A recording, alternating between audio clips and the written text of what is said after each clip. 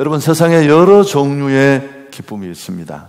그렇지만 나눔을 통해 주어지는 기쁨은 차원이 다른 더 큰 기쁨인데, 오늘 우리가 연말이어서 더욱 그렇습니다만 또 우리 기독인이니까 좀 이런 나눔의 기쁨을 한번 도전해 봤으면 좋겠습니다.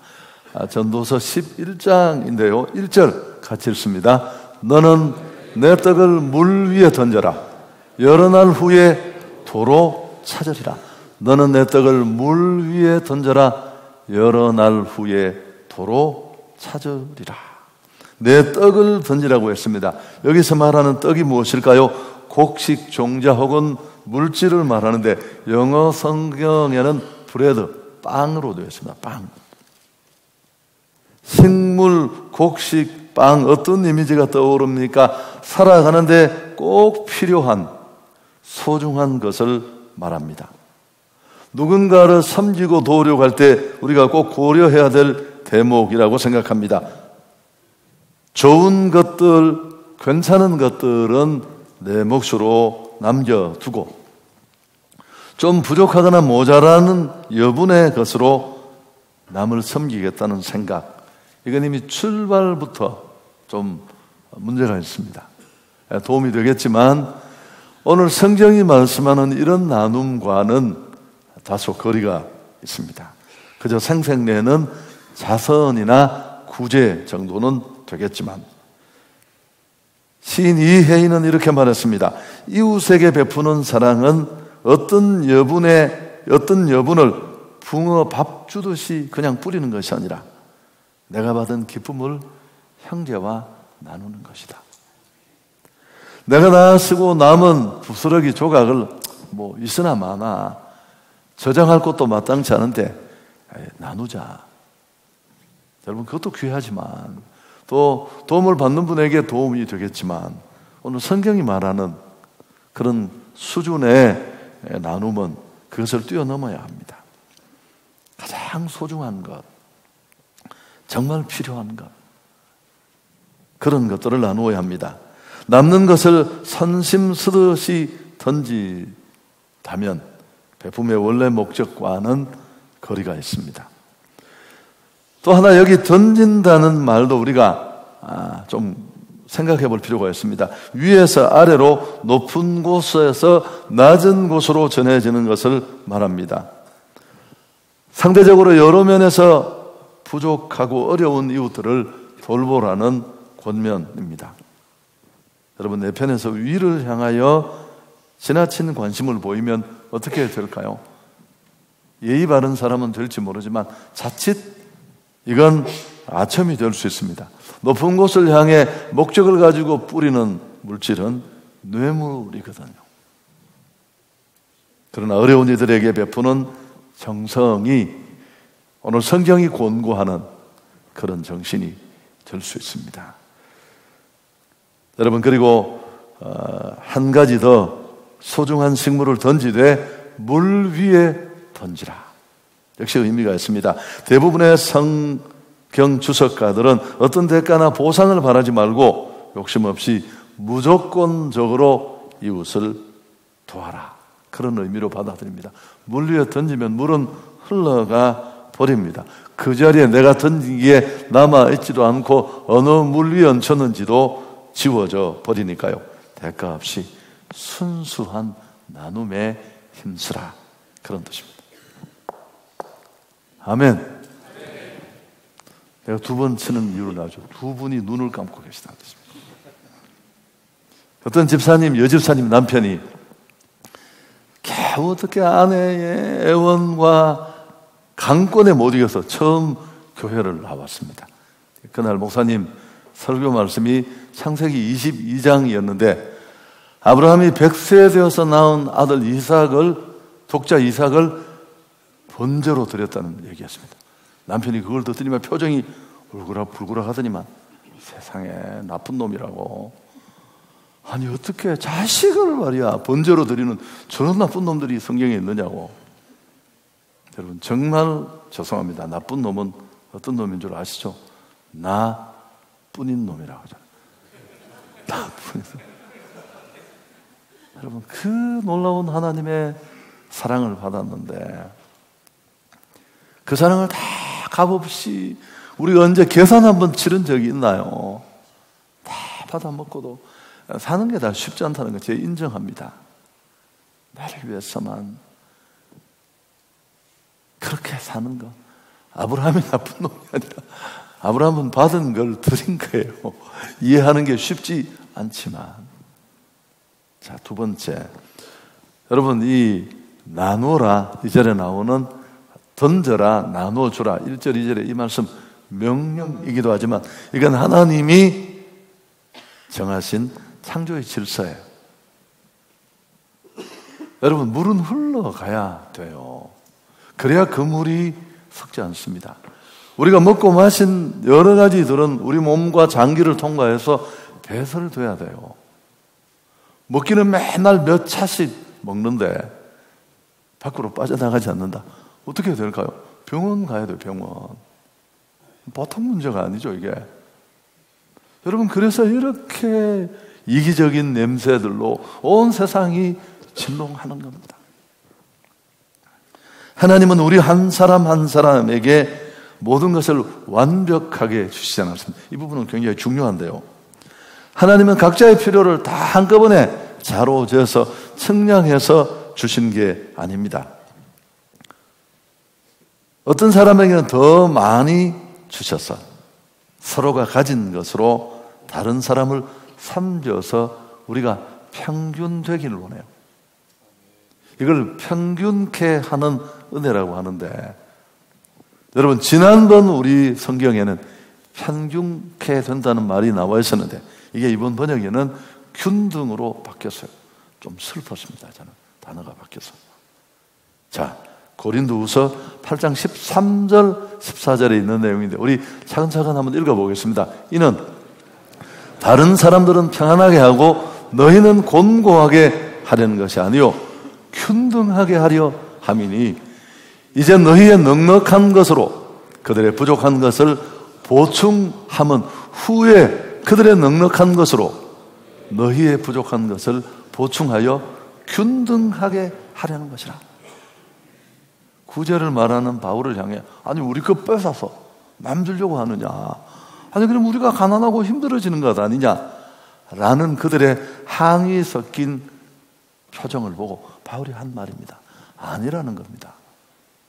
지금은 너희가 좀 더 넘쳐서 주지만 다음에 너희가 모자랄 때 그들이 넘치는 것을 주어서 결국 우리는 균등케 되는 은혜를 누리게 된다는 것입니다.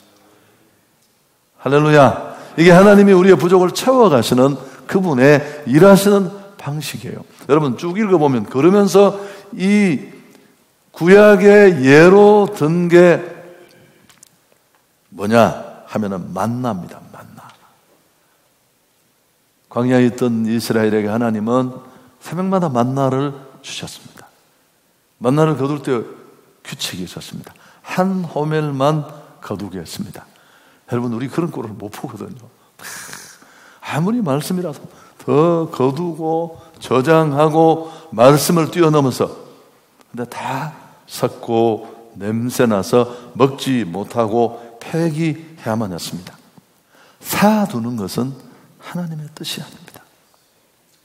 뭐 아멘도 아무도 안 하시잖아요. 여러분 원래 성경은 이렇습니다. 사람은 사랑하고 물질은 사용하라. 이게 그분의 목적인데 우리는 이걸 거꾸로 해요.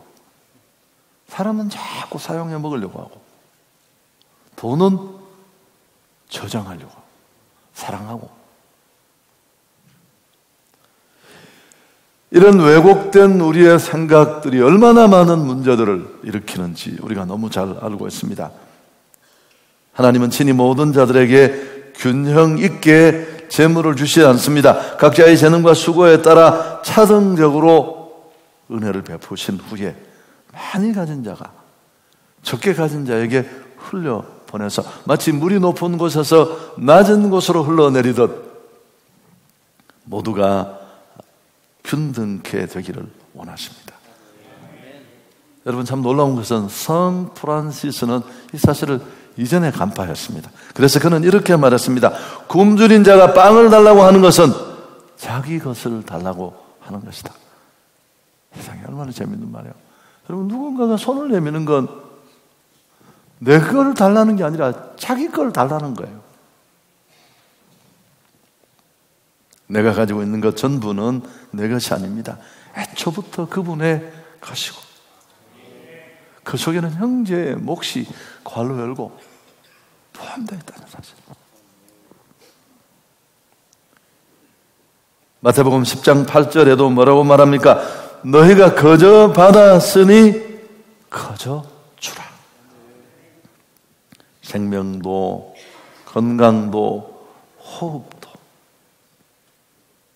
다. 여러분, 우리가 하나님만이 아니라 주변에 받은 사랑이 얼마나 많습니까? 알게 모르게 사업하면서 아이들 키우면서 뭐 전업주부라도 다 마찬가지인데 주변에 너무 많은 사람들로부터 사랑을 빚지고 살았습니다. 그 빚이라도 갚아야 되지 않겠습니까? 제가 한번 얘기를 했나요? 제가 책 읽고 너무 감동을 받았는데 참 주변에 좋은 사람을 만나야 되는 이유가 여기에 있어요.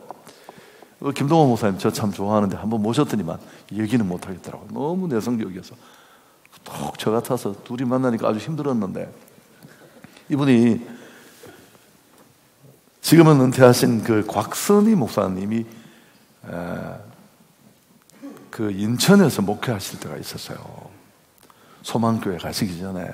그때 이 곽선희 목사님 교회 부교육자로 김동원 목사님이 계셨는데 참 잊을 수 없는 건 담임 목사이신 곽선희 목사님 사모님이 주일 저녁이면 온 부교육자들을 손수 밥을 지어서 다 식사 대접을 하는 겁니다. 수년을 그 밥을 받아 먹고 자기가 그 사랑에 너무 감동을 받아서 이제 자기가 동안교회 담임이 되어서 이 빚을 갚는다고 저녁마다 교육자들 식사를 대접하는데 부교육자들이 너무너무 불편해하는 거예요. 담임 목사 사모님이 밥을 직접 하니까. 그래서 목사님이 교육자들 좀 편안하게 하려고, 야, 너무 신경 쓰지 마라. 나 빚 갚는 거다. 내가 옛날에 이렇게 다 빚을 졌는데 그 다음부터 부교육자들이 머리를 들고 오면서 그러더래요. 빚 받으러 왔습니다. 그리고 밥 먹으러 왔다는 얘기. 내가 좀 더 잘 해야 되는데 이 얘기는 재밌는 얘기. 여러분, 주변에 이런 선배를 만날 수 있다는 게 이게 축복이에요. 맨날 예수 믿고 목사가 되고 장로가 되고 권사가 돼도 자기밖에 모르고 다 치열하게 예수 등 타고 그 길을 달려가는 그런 사람만 만나면 여러분, 이런 건 꿈도 못 꿔요. 인생은 그렇게 사는 게 정답이고 이렇게 살다가 끝내는 게 다인 줄 알 텐데 이게 여러분 만남이 축복이 되는 이유가 여기에 있습니다. 세 번째, 여러분 나눔은 명령이에요. 명령. 그리고 하나님의 창조 질서이기도 합니다. 한 걸음 더 나가서 나눔의 삶을 살아가는 자에게 하나님은 복을 주십니다. 그 좋으신 하나님은 축복된 미래를 보장해 주시는데요. 여러분, 잃는 게 아니라 얻는 것입니다. 1절 끝에 앞에 나왔습니다마는 내 식물을 무리였던지라 여러 날 후에 도로 찾으리라. 그래서 오늘 설교 제목이 던져라 도로 찾으리라 같은 것입니다. 여러분, 우리는 베푸는 삶을 살아야 합니다. 이건 기독인의 삶의 표지 가운데 하나입니다. 주는 것, 베푸는 것은. 그렇지만 이렇게 당연한 삶인 나누는 자를 하나님은 축복하십니다. 우리 자신이 너무 건강하고 행복해질 뿐만 아니라, 여러분, 의사들은 그래요. 건강한 거 잘 먹고 잘 배출하면 된다. 그게 기본이에요. 먹기만 먹고 못 배출한다. 이미 어려운 사람이에요. 영적으로도 마찬가지입니다. 여러분, 내게 주신 축복을 작게라도 흘러보내는 길만 있으면 그 왜곡된 것들이 다 풀리고 회복되고 새로워지는데 우리의 죄성과 이기적인 마음이 이런 것들을 못하게 막잖아요. 그래서 건강하고 행복해지는데 하나님은 다 큰 축복을 주십니다. 나이에 상관없이 세 가지를 하는 사람은 노인성 질환, 치매 뭐 이런 데 걸리지 않는다. 첫째, 적극적으로 육체를 움직여서 일하는 것. 두 번째, 정신적인 건강을 위해서 애쓰는 것. 뭐 책을 읽든 뭘 하든. 세 번째, 다른 사람에게 진정으로 관심을 쏟는 사람. 건강할 수밖에 없습니다.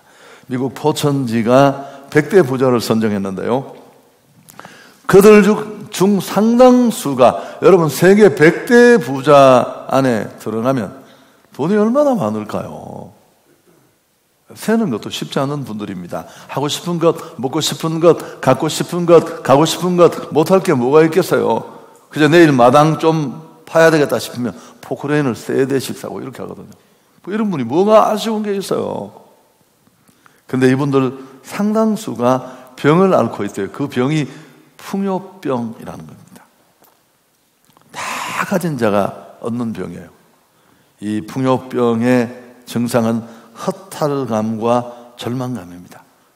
얻을 것도 없고 얻을 것도 없고 희망과 소망이 다 사라지는 일종의 무력증입니다.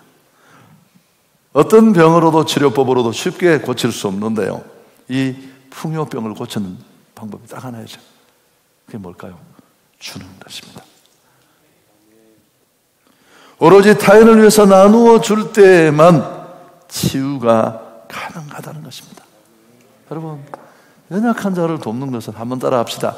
약한 자를 돕는 것은 사실은 진짜로는 나를 돕는 것이다. 그건 나를 돕는 거예요. 잠언 19장 17절에 가난한 자를 불쌍히 여기는 것은 여호와께 구워드리는 것이니 그의 선행을 그에게 갚아주리라. 저는 이 구절을 볼 때마다 너무 재밌는 거죠. 여러분, 하나님은 부자세요. 금, 은 다 그분 것입니다. 그런데 우리가 그분께 어떻게 돈을 구워드릴 수가 있겠어요? 우리가 꿀 수는 있지만, 그런데 그분께 우리가 대출을 할 수 있는 유일한 길이 있습니다. 그게 뭘까요? 맞습니다. 가난한 자를 돕는 것입니다. 그 시오노 나나미의 역작이 있습니다. 로마인 이야기. 오늘 제가 아침에 이 얘기를 하면서 우리 아내에게 책 읽었는데요. 내가 책 사줬거든요. 책. 자기는 이런 스타일의 책을 안 좋아한대요. 그래서 역사책 좋아해서 사줬는데, 이 시오노 나나미의 역작입니다. 시오노 나나미는 로마 제국 1000년을 깊이 연구하고 이 책을 쓰지 않았습니까? 평생 썼는데, 그가 이 로마 1000년, 여러분 한 제국이 1000년 가는 게 쉽지 않아. 미국 이제 300년이에요. 근데 이 1000년 로마 제국을 세운 게 그 정신이 뭐냐 하면 노블레스 오블리주라고 합니다. 고귀한 신분에 따르는 사회적 의무. 내가 이만큼 가진 건 세상에서 받은 게 너무 많고 다시 돌려줘야 한다. 로마의 귀족들은 사회적 책임의식이 굉장히 강했다고 합니다. 전쟁이 터지면 솔선수범해서 그들이 전쟁터에 최전방으로 나가서 싸웠다고 합니다. 어려운 사람이 있으면 자기 재산을 쾌척해서 주변 사람들을 위해 흔쾌히 내어놓았대요. 왜냐하면 그게 당연한 의무라고 생각했다는 겁니다. 그러면서 시오노 나나미는 로마인들이 지성에서 그리스인보다 못하고 체력에서 켈트인이나 게르만인보다 못하고 경제력에서는 카르타고인보다 뒤떨어졌는데 오랫동안 거대 제국을 유지할 수 있었던 원동력은 사회 지도층의 역할 때문이었다 라고 강변하면서 그 역할이 바로 기본 정신이 노블레스 오블리주. 오늘 이 여러분 전도서 11장 1절이 이미 그 훨씬 이전에 성경이 노블레스 오블리주를 말하는 겁니다. 하나님의 그 놀라운 사랑, 예수 그리스도의 희생, 그걸 우리가 다 받아서 계산 한번 한 적이 없잖아요, 우리가. 여러분, 베푸는 삶은 여러 면에서 유익을 주지만 또 한 가지 놀라운 일이 있는데 영적 전쟁에서 우리를 승리로 이끕니다. 21세기 우상은 뭘까요? 여러분, 21세기 이 시대를 잡고 있는 가장 큰 우상은 돈입니다. 돈. 예수도 팔아먹고 가룟 유다 되는 거 너무 간단해. 난 많이 봤으니까요. 내 안에도 있고요. 리차드 포스트는 말했습니다. 돈 또는 다른 재산을 주는 행동이 우리 안에 어떤 일을 하는데 그것은 탐욕의 귀신을 파괴한다. 여러분, 재물은 간단한 신이 아닙니다. 재물과 하나님을 겸하여 섬기지 못한다고 이렇게 하나님을 빗대어 우리에게 경각심을 깨우칠 만큼 이 물질은 사소한 존재가 아니에요. 근데 이 탐욕의 귀신을 찍어내는 한 가지, 그 탐욕의 귀신을 파괴하는 게 바로 베푸는 행위입니다. 할렐루야. 사용하는 자는 그때부터 자유로워집니다. 한 번 사용하면 한 번만큼, 두 번 사용하면 두 번만큼, 여러분, 이 자유가 여러분 안에 있기를 축원합니다. 말씀을 정리하겠습니다. 우리 예수님의 생애는 나눔의 생애였습니다. 진리도 지혜도 사랑도 심지어 자기 자신까지 나누어 주셨습니다. 나눔은 소유의 많음에 있는 것이 아니라 존재의 넉넉함에 있습니다. 마음의 여유, 내면의 충만을 누리는 자만이 이 나눔을 실천할 수 있습니다. 나눔은 얼마나 많이 가졌느냐는 과다의 문제가 아니라 이건 인격의 문제고요. 또 하나 습관의 문제입니다. 못하면 못하는 거예요. 안 하면 할 수 없는 거예요. 한 번이라도 하면 조금씩. 나눔은 생명의 원리입니다. 희생으로 시작되지만 풍성함으로 열매 맺습니다. 깊은 샘물은 퍼내면 퍼낼수록 맑은 물이 나옵니다. 이게 샘물의 모습이에요. 나눔으로 더 풍성해집니다. 사랑은 물탱크가 아니라 그래서 샘과 같습니다. 줄수록 많아지고 계속 솟습니다. 그렇지만 죽음은 모든 것을 빼앗아가 버려요. 움켜쥔 것, 여러분 살아있을 때 많이 나눌 수 있기를 축복합니다. 자신에게는 구두쇠가 되어야 하지만 이웃에게는 구두쇠가 되어서는 안 됩니다. 돼지가 길에서 암소를 만났습니다. 불평을 하더래요. 나는 죽어서 사람들에게 햄도 주고 베이컨도 주고 하다못해 내 발도 족발로 막 구워서 그렇게 고가에 먹는데 사람들이 왜 나를 싫어하고 너를 좋아하는지 모르겠어. 암소가 씩 웃으면서 한마디 했습니다. 뭐라고 했을까요? 너는 죽어서 유익한 것을 제공하지만 나는 살아있는 동안에 우유를 주거든. 좀 깨달아지십니까? 여러분, 죽기 전에 작게라도 나눕시다. 정말 아깝거든 유서라도 써놓으십시오. 나 죽은 다음에 이렇게 하라. 워렌 버핏은 자식을 정말 벼랑으로 몰고 가는 게 유산 증여라고 해서, 제가 지난주에 일보에서 읽었는데 부천에 사는 97세 노인이 춘천 법원까지 그 먼 거리를 왔다 오고 하면서 아들과 법정 싸움을 벌이고 있습니다. 나 묻힐 땅을 돌려달라. 31년 전에 아들한테 선산 1만 몇천 평을 증여했습니다. 조건이 있었어요. 절대 팔면 안 된다. 두 번째, 네가 나를 봉양해야 된다. 거기 아내가 묻힌 곳인데, 근데 이 아들이 이걸 팔아먹어서 아버지를 봉양하지 않고. 여러분, 우리 자식들이 이런 분들이에요. 여기다가 맡기시겠다. 찾아도 보지 말게 하세요. 지난주까지 참 많은 분들이 나누셨어요. 행복박스에도 많은 사람들이 참여를 했고, 여전히 당신의 빈자리가 있습니다. 마음만 있으면 얼마든지 할 수 있습니다.